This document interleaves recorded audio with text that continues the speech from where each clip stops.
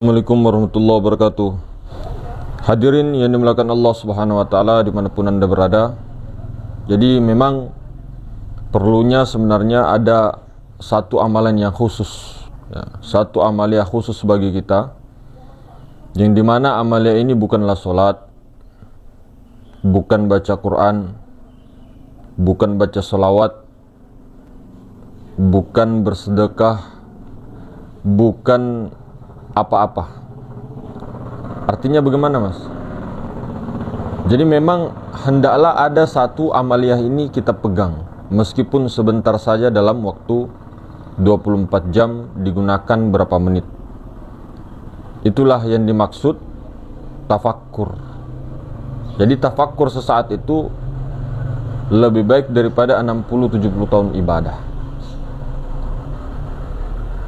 Ada ya juga yang mengatakan bahwa satu jam tafakkur, maka itu lebih baik daripada 1000 rakaat solat sunnah. Namun di sini jangan hanya dipahami bahwa berarti saya tidak usah lagi mendirikan solat, saya tidak usah lagi begini-begini, karena ibadah saya pun dengan tafakkur sesaat, ya, tafakkur sesaat itu sudah melewati ibadah-ibadah orang yang sholat selama 1000 rakaat, atau ibadah orang-orang yang sholat selama 60-70 tahun usianya. Jadi saya tidak perlu lagi, ngapain, saya mendingan tafakkur saja terus. Jangan begitu. Itu sebagai pengikutnya Rasulullah jangan begitu. Jadi pengikutnya Rasulullah itu mencontohkan apa yang dicontohkan oleh baginda Nabi kita Muhammad SAW. Kurang apa ma'rifat beliau, kurang apa akhlak beliau, kurang apa adab beliau, kurang apa daripada hati beliau, kurang apa lagi kalau beliau, tidak ada kurangnya, cacat sama sekali tidak ada. Biasanya manusia biasa, kalau dikatakan manusia biasa, memang manusia biasa, tapi luar biasa. Tidak bisa kita mengatakan bahwa kita sama dengan baginda Nabi. Sama ya, sama-sama manusia, tapi manusianya luar biasa. Nah, kenapa? Karena memang itu adalah af'al Allah yang paling sempurna, ya, makhluk Allah kalau kita bilang, ya, makhluk Allah yang paling sempurna, yang ditajallikan oleh Allah Subhanahu wa taala untuk supaya contoh yang sangat luar biasa. Dan itu pun yang memberikan contoh secara tidak langsung, ya, secara tidak langsung itu adalah pergerakan daripada Allah, kuasa Allah.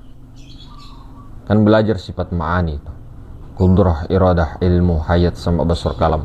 Nah, Nur Muhammad yang ada pada diri Nabi kita Muhammad SAW itu sempurna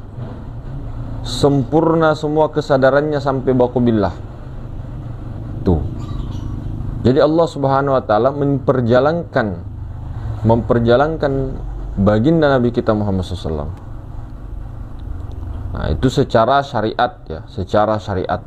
Namun secara hakiki, nah, siapa sebenarnya af'al yang paling sempurna itu?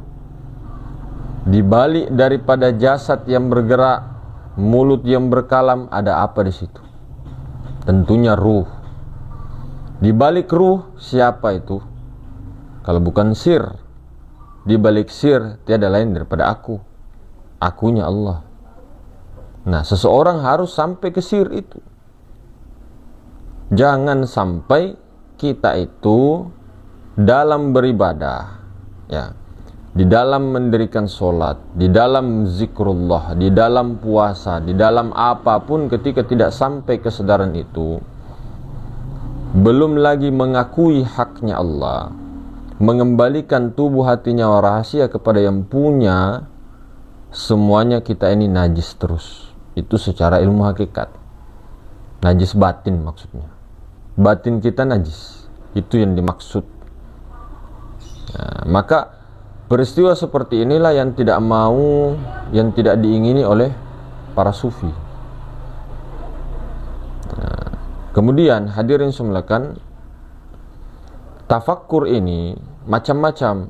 Ada tafakkur tentang penciptaan langit dan bumi, Rabbana ma khalaqta haza batila subhanaka fakina azaban nar.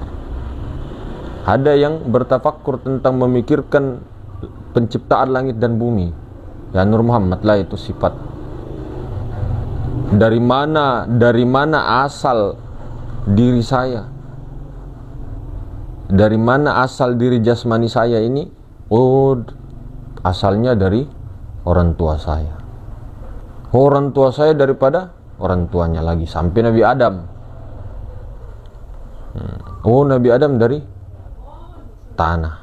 Tanah dari air. Air dari angin. Angin dari api. Api dari Nur Muhammad. Oh, Nur Muhammad. Oh, Nur Muhammad dari mana? Dari Zat. Zat dari Rabbul Izzati. Selesai. Tapi kalau orang-orang yang memikirkan tentang penciptaan langit dan bumi itu tadi 60-70 tahun dapat keuntungan keluar biasaan yang lebih mantap daripada 60-70 tahun ibadah yang jelas-jelas diterima Allah. Tuh kelebihannya tafakkur. Kemudian ada tafakkur tentang bagaimana dia mengajak seluruh, ya, ketika dia sudah paham dan mendapatkan tugas kerasulan, hakikat ya, tugas kerasulan itu pewarisnya, dia dapat mandat di situ. Dia memikirkan bagaimana seluruh umat manusia bisa selamat, tidak ada yang masuk ke dalam murka Allah. Jadi bagaimana dia memikirkan semua umat manusia tanpa terkecuali bisa selamat. Memikirkan saja, namun orang itu sudah tahu bahwa hakikatnya itu ya Allah Ta'ala sudah memberikan semua jalan-jalannya. Ada memang, oh ini orang sudah memang kesana jalurnya, tapi dia tetap bagaimana memikirkan dalam kesadaran Rabbaniyah tentunya, ulul albab kan. Jadi dia bagaimana memikirkan semua umat manusia itu tidak boleh ada yang masuk ke dalam murkanya Allah. Itu orang yang paling dikatakan bukan 60-70 tahun lagi, tapi berlipat-lipat ganda. Nah, itulah orang yang sudah tajalli dia dengan sifat-sifat Allah, kemudian mengamalkan betul-betul dan menjadi khalifah. Khalifatu Rasulullah.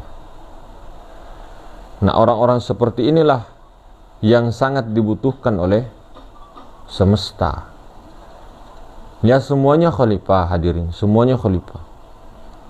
Semuanya manusia diciptakan, dijadikan Allah untuk menjadi khalifah di bumi. Nah, maka ketika sudah punya amaliyah tafakkur itu kan simpelnya itu tidak perlu tidak perlu ribet-ribet, ya. Kalau mau simpelnya duduk-duduk saja begini, tafakkur bisa. Baring-baring bisa tafakkur, berdiri bisa tafakkur. Nah, tapi tafakkur yang paling bagus itu sebenarnya yang mengarah seperti khalwat itu. Dia tidak hanya memikirkan kejadian langit dan bumi, tapi merasakan atau menyadari, masuk ke dalam rasa, kemudian masuk dalam kesadaran, menyadari Nur Muhammad itu apa. Kemudian Nur Muhammad itu disaksikan, baru setelah disaksikan melebur kepada Nur Muhammad itu. Nah, Nur Muhammad itu apa? Nur Muhammad itu adalah ruh semesta alam. Ruh semesta alam. Berarti alam semesta bukan Nur Muhammad. Alam semesta itu tajalli Nur Muhammad, bayangan dari wujud Muhammad. Jadi Nur Muhammad juga, tapi Nur Muhammad yang muhaddas, wujud majazi. Kalau wujud hakiki ini dibalik jasmani kita itu ada wujud hakiki. Yang mana sifat ma'ani? Bisakah dibuktikan, Mas? Bisa. Bagaimana cara membuktikannya? Ini tangan, sudah sering dijelaskannya. Ini tangan gerak kuasa, berkuasa dia. Tangan ini. Tangan dengan kuasa itu beda. Oke. Kehendak dengan hati beda. Tahu dengan ilmu beda. Mulut dengan kalam beda. Kalau kalam mana? Kalamnya mana? Yang bersuara itu mana? Mana? Di mana? Dari mana suara itu? Nah, kalau mulut jelas. Nah, mulut a. Tapi kalamnya dari mana sumber suara itu? Di luar kah atau di dalam? Meliputi. Namun sumber kuasa, sumber kehendak, sumber ilmu, ya, sumber hidup, sumber pendengaran, sumber penglihatan, ya, sumber pembicaraan atau kalam, kedudukannya ada pada dalam pusar. Coba tafakuri. Dari mana asal suara itu? Dalam pusar. Nah, dalam pusar ini itu tembus, Pak. Tembus ke maha suci. Makanya mau dikatakan di dalam, yaitu perumpamaan. Di dalam ya dia di luar, di diri. Kalau mau lebih hati-hatinya. Tapi kalau kita mengatakan di dalam juga, kalau orang yang sudah paham tidak jadi masalah. Di dalam pusar. Tapi nyambung dia ke maha ruang. Nah, itu. Dari situlah muncul sifat 7. Nah, sifat 7 itulah tadi. Dari hembusan ini. Napas ini. Itu sifat 7. Kalau tidak ada napas, tidak mungkin bisa terwujud sifat 7. Nah, nafas ini bukan Allah. Nafas ini sifat Ahmad Rasulullah. Itu nafas. Ini kasarnya, halusnya nyawa yang kembas kempis itu. Nah, di balik nyawa itu ada sir. Nah, kenali sir itu. Setelah sir itu dikenali, barulah sir itu yang memandang dirinya sendiri. Lepas sudah kita di situ. Tidak ada lagi pengakuan. Sedangkan kita mengaku Muhammad saja salah. Salah, Pak, kalau kita mengaku Nur Muhammad. Salah. Jadi makanya dikatakan yang sampai kepada Allah itu hanya Muhammad, bukan kita. Kalau kita yang mau sampai, waduh, tidak bisa. Angan-angan saja. Kosongnya kosong angan-angan. Jadi yang sampai kepada Allah hanyalah sifatnya sendiri. Mana sifatnya? Ruh. Itu sifat Allah, ruh. Ruh. Nah, kasarnya nafas. Itu yang sampai kepada Allah. Jadi kalau bahasa kita, yang sampai kepada rahasia itu nyawa. Nah, bukan kita. Kita barang yang tidak pernah ada, yang hakikat tidak ada, mau bertemu dengan yang maha ada, tidak bisa. Jadi caranya, sifatnya sendiri yang bertemu dengan zatnya. Karena sifat itu adalah wujud daripada zat. Sifat itu kelakuan daripada zat. Zatnya itu laisa. Sifatnya pun laisa.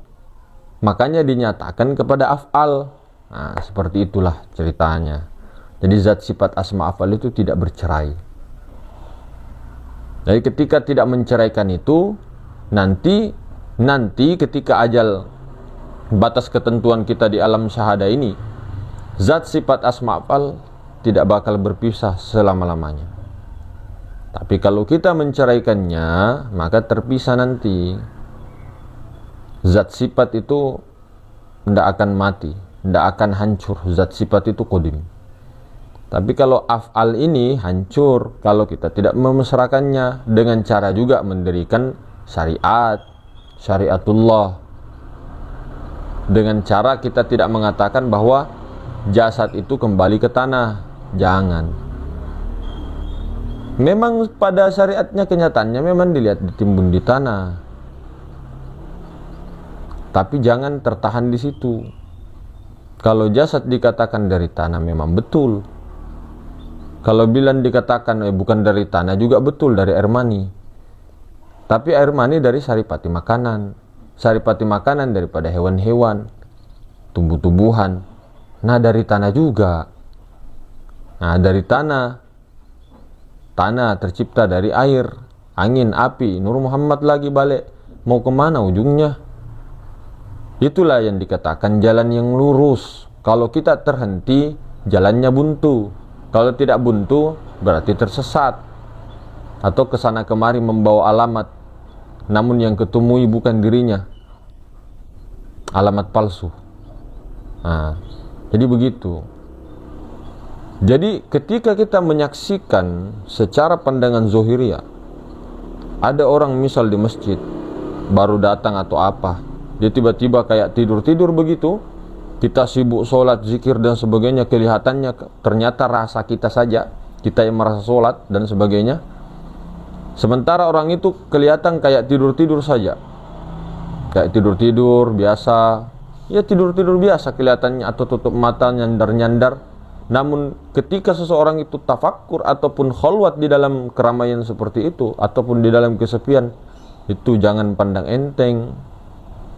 Jangan sampai kita merasa sholat sampai 20 rakaat, 23 rakaat, atau 50 rakaat. Itu tidak bisa menandingi orang yang tadi tafakkurnya itu. Sholat sunnah loh ya. Nah, sholat sunnah.